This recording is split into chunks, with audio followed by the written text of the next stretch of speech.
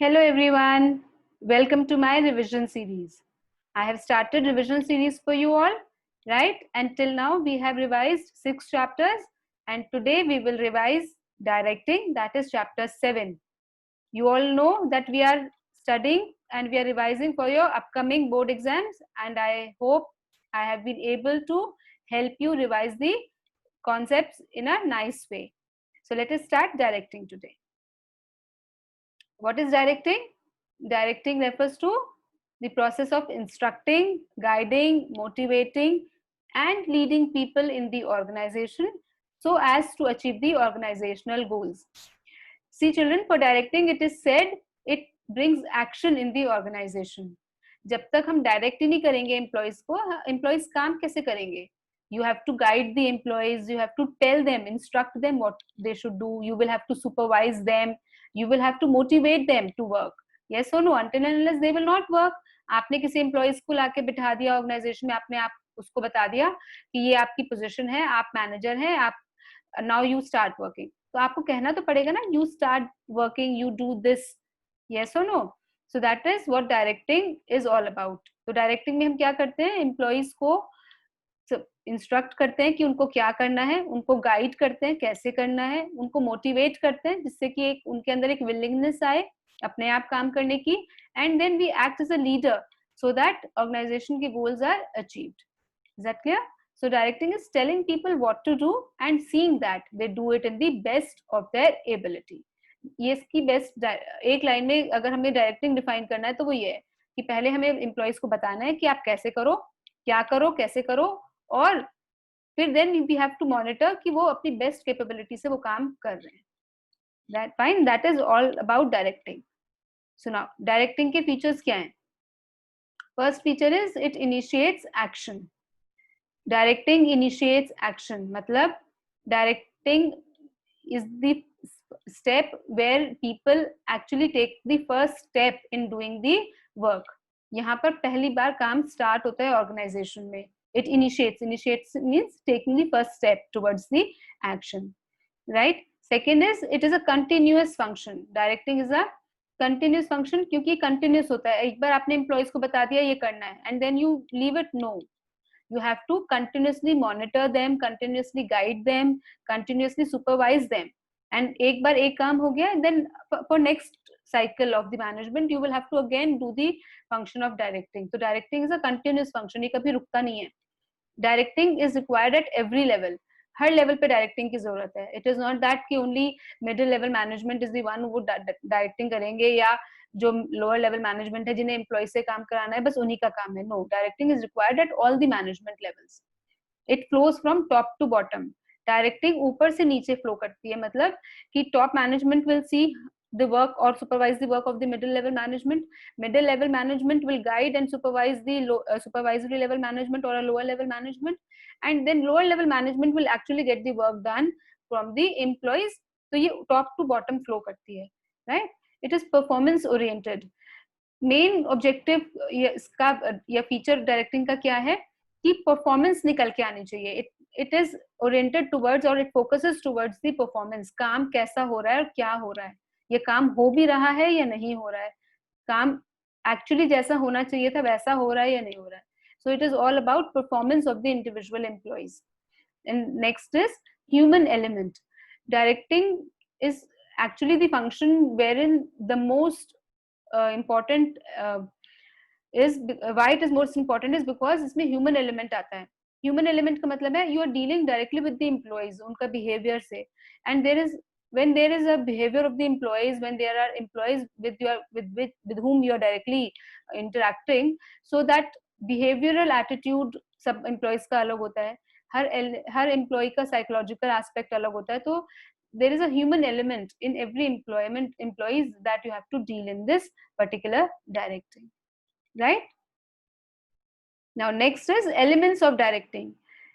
There are 4 basic elements of directing, यानी कि elements 4 basic elements हैं या 4 चीजों से मिलके directing बना है. या हम ये भी कहते हैं कि मेन 4 काम है डायरेक्टिंग के, मेन 4 फंक्शंस हैं डायरेक्टिंग के, 4 पार्ट्स हैं डायरेक्टिंग के. सबसे पहला है सुपरविजन. सुपरविजन क्या होता है? To supervise the work of the employees, ऊपर से काम देखना एम्प्लॉयज का कि एम्प्लॉयज ठीक से कर रहे हैं या नहीं कर रहे हैं. मोटिवेशन, एक विलिंगनेस जनरेट करना एम्प्लॉयज में so that they get motivated to work. Next is communication, आप कम्युनिकेट करना to deliver or to express your feelings and then to receive the feelings from the other employees. And last is leadership, to influence the employees. So ये चार elements हैं. Let us read the elements of directing. First is supervision. Supervision is the process of overseeing the work put by a subordinate by his superior. Superior जब subordinate का work को oversee करता है, उसको देखता है ऊपर से कि वो काम ठीक भी कर रहा है या नहीं कर रहा है, according to the guidelines कर रहा है या नहीं कर रहा है. So that ये monitor करना is supervision, right? So supervision ensures that the work is being done according to the guidelines and instructions, and it is an act of instructing, guiding, monitoring and observing the employees. ठीक है. Next is motivation, is the process of generating willingness in the employees to act in the desired manner to accomplish organizational goals. Every employee is not motivated to work. Every employee is not willing to work. सबको employ ऐसे नहीं होते जिनमें अपने आप से काम करने की चाह होती है. So it is the important aspect of directing कि एक वो मोटिवेशन जनरेट करना है एम्प्लॉयज में सो दैट वो अपने आप से काम करने की एक चाह जगह उनके अंदर या they get stimulated to work. So that is motivation. So motivation is stimulating and inspiring the employees to perform to their best capabilities. Next is leadership. Leadership is a process of influencing the behavior of people at work towards the achievement of organizational goal. It tries to bring change in the behavior of the followers. By showing our behavior, we want to influence the behavior of the employees. हम खुद अच्छा कुछ करके दिखाते हैं और फिर employees हमें follow करते हैं. So that is leadership. Right हम उनको दिखाते हैं कि this is what is required at this particular time. मैं खुद काम करके दिखाती हूँ कि देखो ऐसा होना चाहिए, आपको ऐसा करना है, और मुझे देख के फिर मेरे जो फॉलोअर्स हैं या मेरे सबऑर्डिनेट्स हैं, they change their behaviour and then they also work hard towards the achievement of the organisational goal. तो ये होती है लीडरशिप. ठीक है. And next is communication. Communication is exchange of ideas and views एक by one person to the other. So that is called communication. Is defined as a process of exchange of ideas, views, facts, feelings between people to create common understanding. It is a process of passing information and understanding from one person to another. जब हम communicate ही नहीं करेंगे employees से या दूसरों से, how will the work be done? So we have to communicate that this is what we want, and then we have to, the other person should communicate with us to tell that what problem that person is following. So there has to be a channel of communication among the people so that they can share the information from one person to another. So these are the four elements. We will deal with these four elements in detail in the further slides, right? So now the first element is motivation. सबसे important aspect है और सबसे complex है. ठीक है. सो feature of motivation क्या है? Motivation हमने पढ़ा था पहले. मोटिवेशन बताओ, मोटिवेशन क्या होता है? क्रिएटिंग द विलिंगनेस और desire in the employees to work according to the best of their capability. ये होता है ना मोटिवेशन, जब हम एम्प्लॉइज को इतना उनके अंदर एक काम करने की विलिंगनेस जनरेट करते हैं कि वो अपनी बेस्ट काम करें और अपने आप, that is an internal feeling that no, I should work to the best of my capability. That means I am motivated to work, right? तो उसका फीचर क्या है? It is a psychological feeling. सबसे पहले ये साइकोलॉजिकल है, physical नहीं है. आप बाहर से किसी को फिजिकली नहीं कह सकते कि तुम्हें ये काम करना है. there has to be a process which goes on in the mind of the employee that generates that feeling कि हाँ मुझे काम करना है. yes, it produces goal oriented behavior. this motivation हम करते क्यों हैं? क्यों मोटिवेट करते हैं एम्प्लॉइज को? so that they generate the behavior or they exercise that behavior which is goal oriented. वो ऑर्गेनाइजेशन के गोल्स को अचीव करने के लिए बेस्ट काम करें. मोटिवेशन कैन बी पॉजिटिव और नेगेटिव. ये बहुत इंपॉर्टेंट है. मोटिवेशन पॉजिटिव भी होता है, नेगेटिव भी होता है. पॉजिटिव कैसे होता है? जब हम एम्प्लॉइज को ऐसे मोटिवेट करते हैं कि if you will work then we will give you this, you will be rewarded. If you will work to the best of your capability you will be rewarded by different means. जब हम positive, तो that is a positive motivation. जब वो खुश होते हैं इस काम को कि हम काम को करेंगे तो हमें ये मिलेगा, that is a positive motivation. कभी कभी नेगेटिव मोटिवेशन भी होता है in the form of punishments and penalties. That if you do not work this according to the requirement, if you do not work like this then you will be penalized or some penalty will be imposed on you. So that is a negative motivation, right? कभी कभी positive motivation fails to work with people, then you have to motivate them in a negative manner. Motivation is a complex process. अब ये complex क्यों है? Complex मतलब it is because it deals with the psychological feeling. और हर employee की psychology अलग होती है, सबका बिहेवियर अलग होता है, सबका एटीट्यूड अलग होता है. ठीक है, तो हम so we say that motivation is a complex process. बहुत आसान नहीं होता है, हर एम्प्लॉय के साथ अलग तरह से उसको डील करना पड़ता है. किसी का कोई पॉजिटिव मोटिवेटर्स पे काम करता है, कोई नेगेटिव मोटिवेशन देना पड़ता है किसी को. ठीक है, सबका बिहेवियर अलग होता है, सबकी साइकोलॉजी, सबका मेंटल स्टेटस अलग होता है, सबकी रिक्वायरमेंट्स अलग होती हैं. So that's why motivation is complex process. सबसे मुश्किल एलिमेंट है डायरेक्टिंग का मोटिवेट करना एम्प्लॉयज को. ठीक है, it is dynamic and continuous process. Dynamic है बिकॉज एनवायरमेंट चेंज करता है, हर एम्प्लॉय अलग है, हर एम्प्लॉयज की साइकोलॉजी चेंज हो जाती है, बिहेवियर चेंज होता है. और कंटिन्यूअस है, आपने एक बार मोटिवेट करके छोड़ दिया, एम्प्लॉयज परमानेंट ऐसे ही काम करेंगे, ऐसा नहीं होता. They will lose their motivation, then you have to think of other ways of motivating them. So that is why it is said to be a continuous process. And next is importance of motivation. अब motivation की importance क्या है? Because motivation इसीलिए जरूरी है organisation में क्योंकि it increases the productivity of the employees. अगर हम motivate नहीं करेंगे तो employees बस ठीक है, हमें सैलरी मिल रही है, हम इतना काम कर रहे हैं, जितना हमें जरूरत है हम उतना कर रहे हैं, maybe we are not working according to the best of our capability. तो अगर हमें एम्प्लॉइज की बेस्ट एबिलिटी से उनको काम कराना है तो we have to motivate them. तो उनको इंटरनल फीलिंग आनी चाहिए कि yes I should work best, right. Next is satisfied and willing workforce.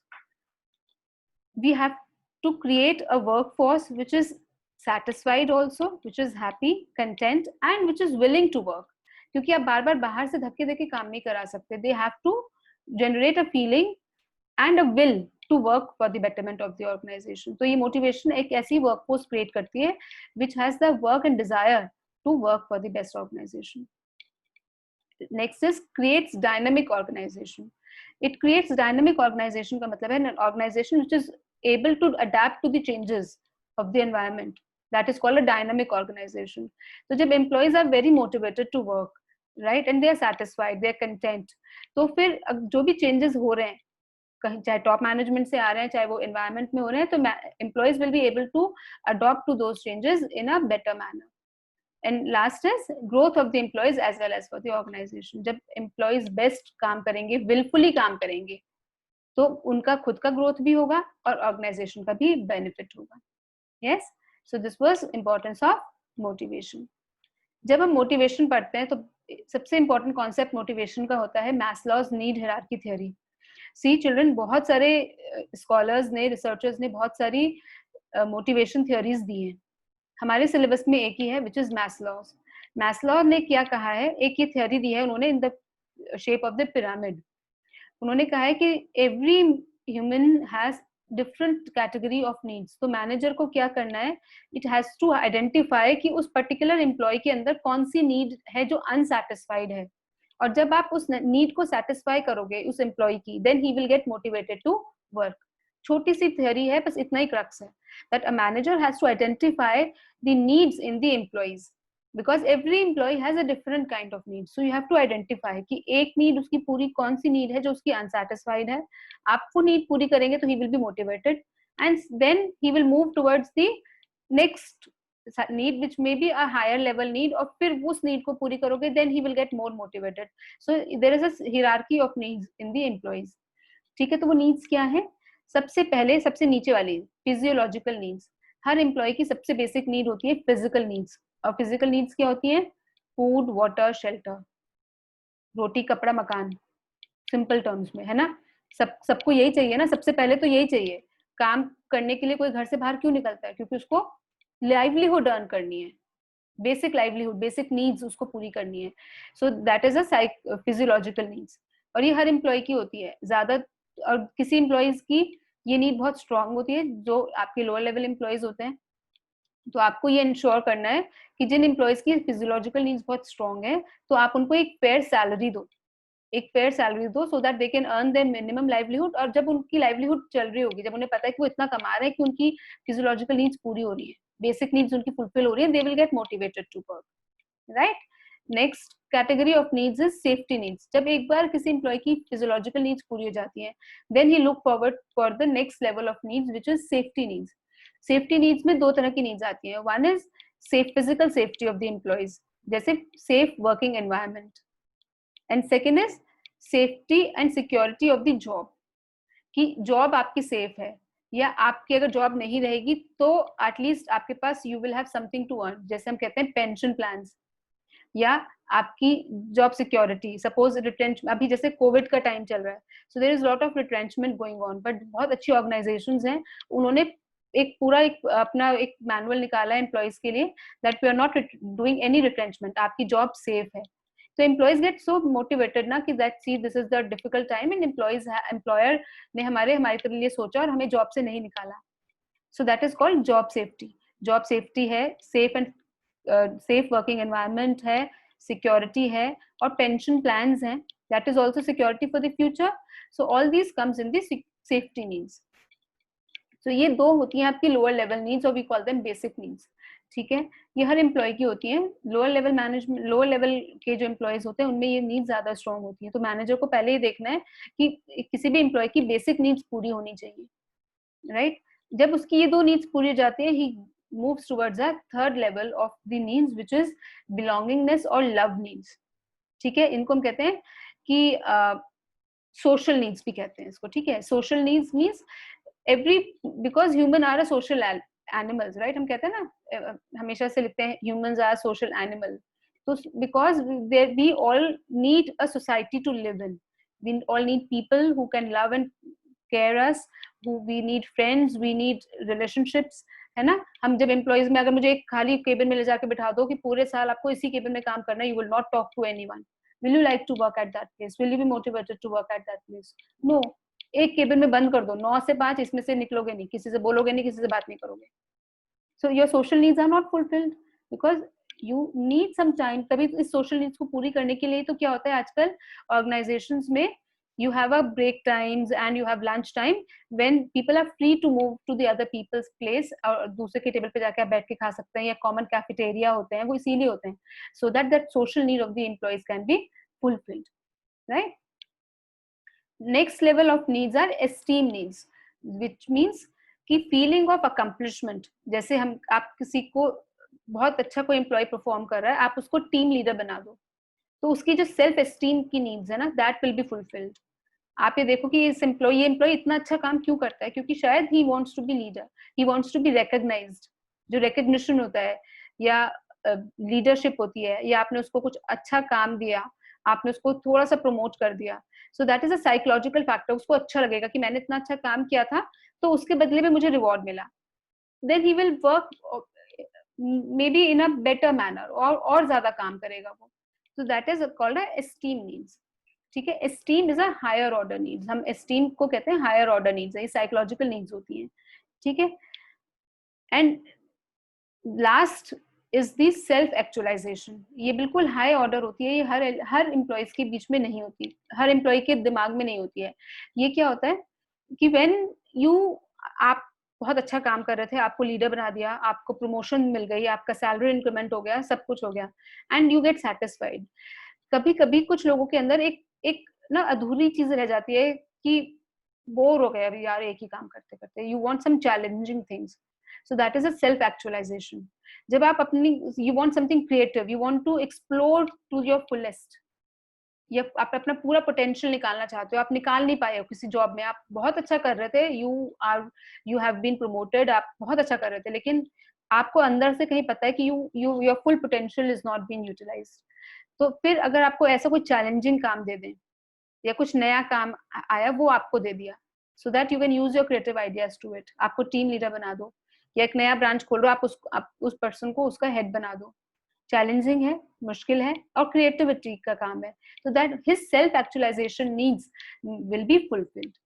ठीक है, तो these are the 5 level of needs, and it is important for every manager to identify कि employ के अंदर कौन सी नीड है और कौन सी नीड अनसेटिस्फाइड है, जिसको सेटिस्फाई करने से या फुलफिल करने से that employee will be motivated to work. Clear है? ये बहुत इंपॉर्टेंट पॉइंट है एग्जाम के पॉइंट ऑफ व्यू से. Now there are two types of incentives that can be given to the employees to motivate. हमने कहा positive motivation भी होता है, negative भी होता है ना.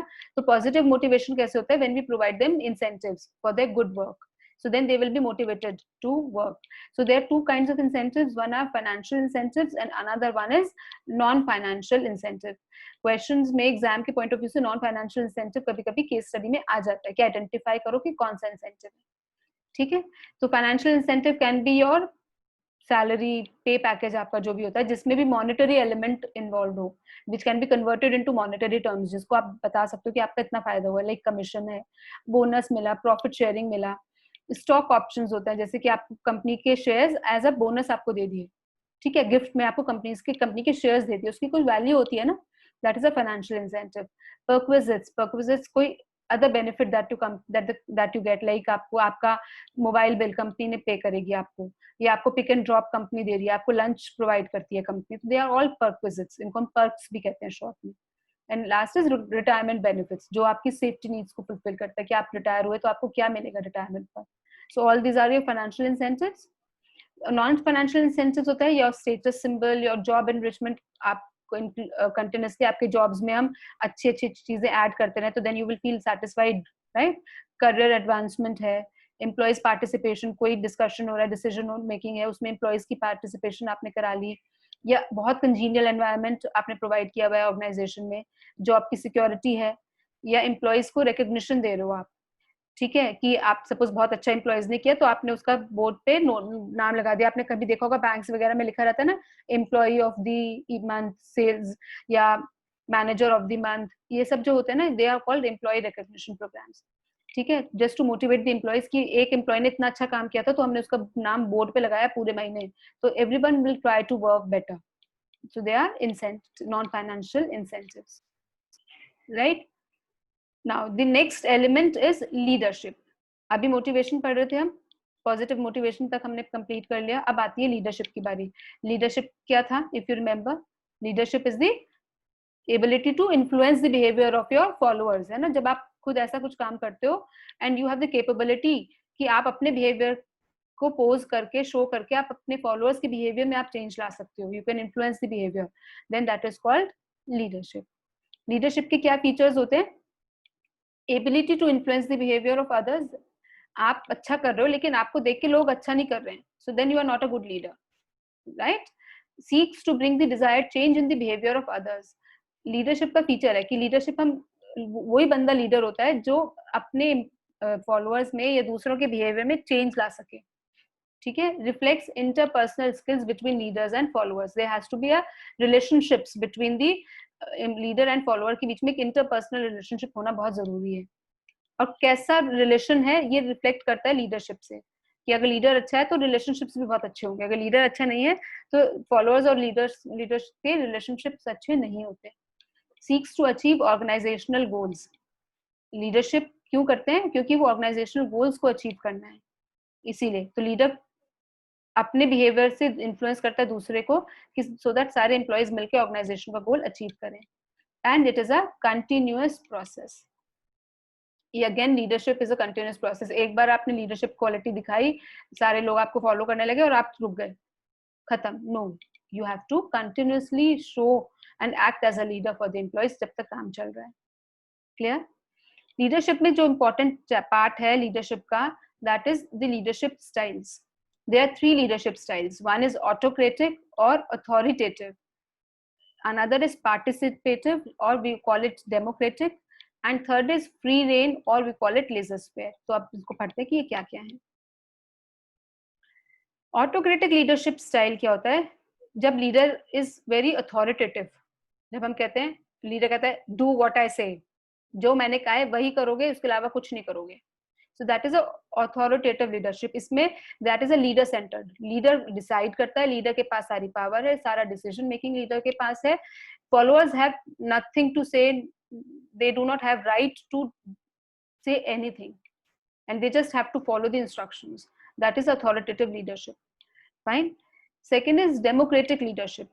Democratic leadership और participative leadership भी कहते हैं इसको, जिसमें as the diagram you can see, diagram says कि जिसमें two way communication होता है. Leader uses the approach, should we do this, can we do this, let's do it, ये वाली जो टर्म्स होती है ना, जब लीडर आई की जगह वी यूज करता है, ठीक है, और अथॉरिटेटिव लीडर हमेशा आई कहता है, I have said this, this should be done, do what I have said, I want you to do this. तो वो आई वाली जो फीलिंग होती है वो अथॉरिटेटिव लीडर होता है। जब वी वाली जो फीलिंग होती है वो डेमोक्रेटिक लीडर होता है। तो इसमें क्या होता है, डेमोक्रेटिक लीडरशिप में द डेमोक्रेटिक लीडर और a participative leader lets the followers participate in the decision making. सारे सबका व्यू पॉइंट लेके सारे फॉलोअर्स के साथ डिस्कस करके तब वो आगे कुछ डिसाइड करता है। So then the followers feel very happy and satisfied कि हमारा कोई व्यूज उन्होंने सुना, हमारे जैसे हमने कहा था वैसा हो रहा है, right. So that is the best kind of a leadership that is followed by a leader. तो इसीलिए इसको पार्टिसिपेटिव लीडर या डेमोक्रेटिक लीडर कहते हैं, ठीक है। लास्ट इज लेजर स्फेयर और अ फ्री रेन, फ्री छोड़ दिया, डू दिस और do that, whatever you wish you do it. जैसे इसमें लिखा है ना, do it the way you want to, do it whatever the way you want to, जैसे आपको करना है वैसे करो, चाहे ये करो चाहे वो करो, तुम्हारे ऊपर छोड़ दिया, तुम्हें करना है, ठीक है। There is little guidance and very little interference from the leader, ठीक है। ये तब होता है, यहाँ पर लीडर को पता है कि जो आपके फॉलोअर्स हैं they are very very skilled, they are expert and they are highly motivated. तो आपको उनको बताने की कुछ जरूरत ही नहीं है, आपने बस उनको काम बता दिया कि this needs to be done, कैसे करना है वो आप जानो। तो वो तभी पॉसिबल है when the followers are experts, they are specialized, they don't need much help and they are self motivated। आपको उनको पुश नहीं करना पड़ेगा काम करने के लिए। ऑटोक्रेटिक लीडरशिप तब चलता है जब आपको पता है कि employees they do not have the required calibre and they are demotivated, तो फिर आपको अथॉरिटेटिव लीडर बनना पड़ेगा। आपको उन्हें बताना भी पड़ेगा क्या करना है, आपको उनको ये भी बताना पड़ेगा कैसे करना है, और फिर आपको you will have to force them, करो करो करो, you to push them to do, ठीक है। So these are the 3 leadership styles. Comparison है, we will very quickly go ahead with this क्योंकि we are actually taking long. Authoritative leadership में we have discussed decision maker is only the leader. Participative leadership style में leader consults with the subordinates, and free reign में it is only the subordinates who decides how things have to be done, ठीक है। So you can make a pause on this slide, read all the points very carefully, we have already discussed these points in the previous slide, ठीक है। Now next element is communication. Communication means third element hai. Communication means when we interact with the other people, when we pass on the message or information to the other person and other person passes on his information to us, that is called a communication. Communication बहुत important है कि जब एक manager को दूसरे manager को कुछ बताना है या अपने सबॉर्डिनेट्स को कुछ बताना है, ठीक है, और फिर जो सबॉर्डिनेट्स है उनको फीडबैक देना है या उनको अपनी ग्रीवेंसेस बतानी है, अपनी प्रॉब्लम्स बतानी है, so there has to be a channel of communication जिसमें इंफॉर्मेशन पास होगी। अपने आप तो नहीं पास होगी ना, there has to be a channel of communication. So let us understand the process of communication here. Now the communication process starts with the sender. सबसे पहले एक सेंडर है और सेंडर के पास एक मैसेज है जो उसको भेजना है, किसको, रिसीवर को, दूसरे पर्सन को, ठीक है। मेरे पास, मुझे आपको कुछ बताना है, तो the process starts with me and my message that I will encode. Encode मतलब I will try to frame the message in such with the help of such language और वर्ड्स और सिंबल्स जो कि आप समझ पाओ, ठीक है। Then I will send that message through some channel. That channel can be a written channel, a written communication हो सकता है, मैंने पेपर पे लिख के दिया, मैंने आपको फोन पे बताया, मैंने आपको मेल किया, there has to be a channel through which the information will be passed, ठीक है। Then that through that channel the message has been received by the receiver, और receiver के पास पहुंचा, चैनल प्रोसेस, कम्युनिकेशन प्रोसेस खत्म नहीं, receiver के पास पहुंचा, फिर वो उसको डीकोड करेगा, मतलब वो उसको समझेगा, उसको समझने के बाद भी प्रोसेस खत्म नहीं होता। रिसीवर ने समझा and then he sends a feedback that yes I have understood your message or this is what I have understood your message, back to the sender. You can see that arrow, back to the sender. That is where the communication process ends. तो sender से शुरू होकर sender पे ही खत्म होता है। You getting me?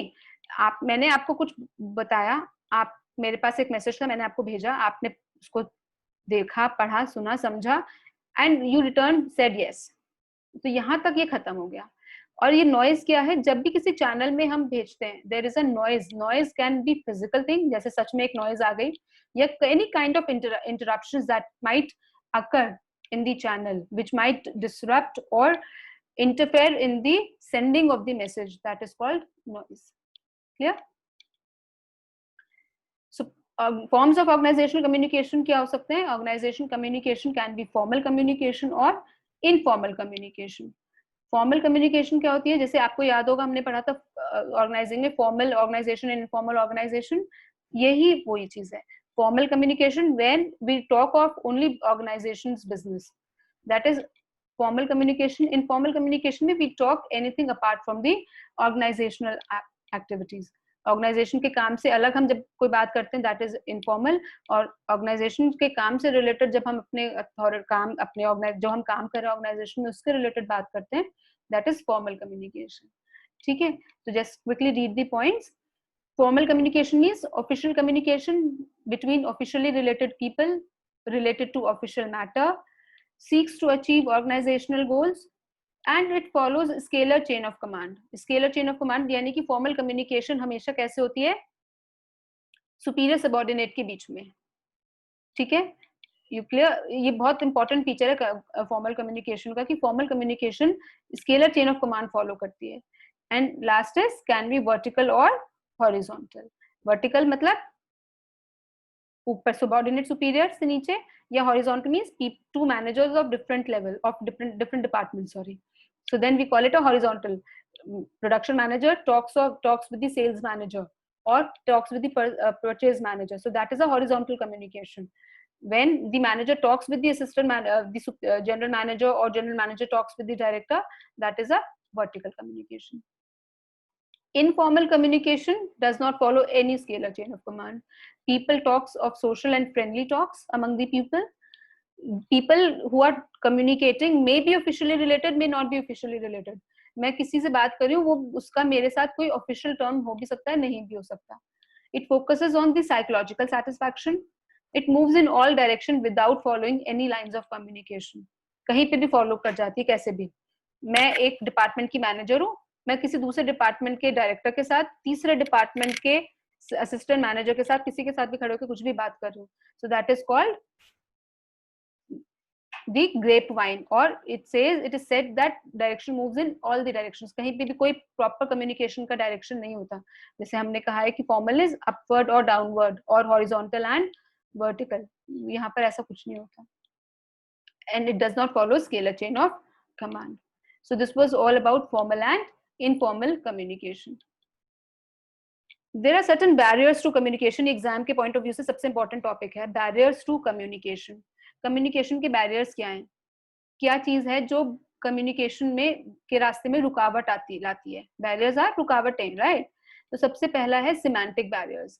Semantic barriers deals with the language of the communication. की communication की लैंग्वेज पे जो जब भी कोई रुकावट आती है, जैसे मैसेज ठीक नहीं बना, सिंबल्स विद डिफरेंट मीनिंग्स, आपने कोई वर्ड यूज किया जिसके दो अलग मीनिंग्स थे, या आपने जो ट्रांसलेट किया उसका वो फॉल्टी ट्रांसलेशन था, आपसे लाइन ही सही से नहीं बनी.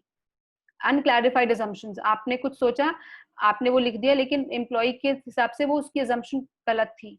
टेक्निकल जार्गन्स, बहुत ही शॉर्ट फॉर्म्स यूज कर लिए, वो आपके बिजनेस में चलते हैं लेकिन दूसरे के बिजनेस में वो नहीं चलते हैं, उसको पता ही नहीं है कि इसका क्या मतलब है. Technical words, right? और बॉडी लैंग्वेज, अगर हम राइटिंग की बात ना करें, हम वर्बली कर रहे हैं, मैं आपसे कह रही हूँ कम एंड मीट मी, और मैं बहुत गुस्से में कह रही हूँ जबकि मेरा कोई मतलब नहीं है, तो my body language says that I am angry with you, right? So that is a semantic barrier. Semantic barriers are always related to the language, इनको हम लिंग्विस्टिक बैरियर्स भी कहते हैं. ठीक है, लैंग्वेज से रिलेटेड है कि आपने जो मैसेज फ्रेम किया to communicate to the other person, वो मैसेज ही गलत था. ठीक है, मैसेज की लैंग्वेज ही गलत थी, मतलब नॉट मैसेज, लैंग्वेज गलत थी. ठीक है. Second category of barriers are psychological barriers. Psychological barriers होते हैं which deals with the psychology of the receiver, या मतलब किसी भी एक बंदे के, आपके दिमाग का उसका मेंटल स्टेटस उस वक्त क्या है, what is the mindset of that particular person at the time of the communication, वो psychological barriers में आता है. जैसे सबसे important इसमें थे premature evaluation, बात पूरी हुई नहीं, जो सेंडर है या जो बोलने वाला है उसने अभी बोला ही नहीं है पूरी बात, आपने पहले समझ लिया कि वो यही कहने वाला है, आधी बात सुन के आपने इवेलुएट कर लिया कि अब ये वो कहे, दिस मीन्स दिस. ठीक है. लॉस ऑफ अटेंशन, आप उस टाइम ध्यान लगा के सुन ही नहीं रहे थे तो आपको पूरी बात समझ में ही नहीं आई. ये loss of transmission and poor retention, आपको समझ में नहीं आया और आपको आधी बात आपको याद ही नहीं है, आपने उस वक्त नोट नहीं किया, आपने याद ही नहीं रखा. या डिसट्रस्ट, आप ट्रस्ट ही नहीं करते बोलने वाले को, तो आपने पहले सोच के बैठे थे ये तो दिस इज नॉट डन, ये तो मेरे से सही बात ही नहीं करेगा. ठीक है. तो you do not have the trust in the other person, that is called distrust. ठीक है. So these are the psychological barriers जो they basically deal with the mindset of the person at the time of the communication, उसका क्या mind में चल रहा है. Poor memory, ये भी सब इसी में आ जाते हैं. Right. Next category is organisational barriers. Organisational barriers होते हैं which relates to the organisation. Organisation का फ्रेमवर्क ऐसा है, स्ट्रक्चर ऐसा है कि जिसकी वजह से रुकावटें आ रही हैं. For example organisational policy, organisation में कुछ पॉलिसीज हैं, कुछ रूल्स रेगुलेशंस ऐसे हैं जिसकी वजह से people are not able to communicate properly. ठीक है. या स्टेटस डिफरेंस, ये मेरा सुपीरियर है, मुझे इसको ये बात नहीं बतानी है. सुपीरियर कहता है ये मेरा सबऑर्डिनेट है, इसको नहीं बतानी है. या ऑर्गेनाइजेशन ने ही बोला है सुपीरियर सबऑर्डिनेट ऐसे बात नहीं करेंगे, तो there is a status difference. Complex structure है ऑर्गेनाइजेशन का, you do not know whom to talk to, आपको पता ही नहीं है, you get confused कि मैं इससे बात करूं या इससे बात करूं. so the structure is very complex. and organizational facilities, organization में सी facilities ही नहीं है that you can communicate. maybe you want to send a mail, but mail organization में internet availability नहीं, तो आप mail ही नहीं कर सकते. so that is a hindrance or a barrier to the communication in the organization. ठीक है. and last category is personal barriers. Personal barriers होते हैं which relates to the personal interpersonal relationship of the sender and the receiver. जो superior, ये basically ये generate होता है superior subordinate में. जब सुपीरियर सबऑर्डिनेट के रिलेशनशिप से जो बैरियर्स आते हैं वो पर्सनल बैरियर्स होते हैं. जैसे lack of confidence of superior in the subordinate, superior को लगता है सबऑर्डिनेट तो काम का ही नहीं है, उसको बता के उससे पूछ के कोई फायदा ही नहीं है, he will not help, it will not help him. ये लैक ऑफ इंसेंटिव, मैं क्यों बताऊं, मुझे कुछ मिलेगा थोड़ी, I will not be rewarded, why should I speak या why should I follow. Fear of authority, ये सुपीरियर को होती है कि अगर मैंने सबऑर्डिनेट से डिस्कस किया तो मेरी अथॉरिटी कम हो जाएगी, सबऑर्डिनेट को लगेगा कि सुपीरियर मुझसे डिस्कस कर रहा है, उसको नहीं आता. so that fear of authority is there in the mind. and last is unwillingness to communicate, you don't wish to communicate, मतलब आप अपने जो आपका सुपीरियर है या आपका सबऑर्डिनेट है, आप उसे कम्युनिकेट ही नहीं करना चाहते, you wish to avoid the communication. excuse me, is that clear to all of you? so with this we complete the chapter.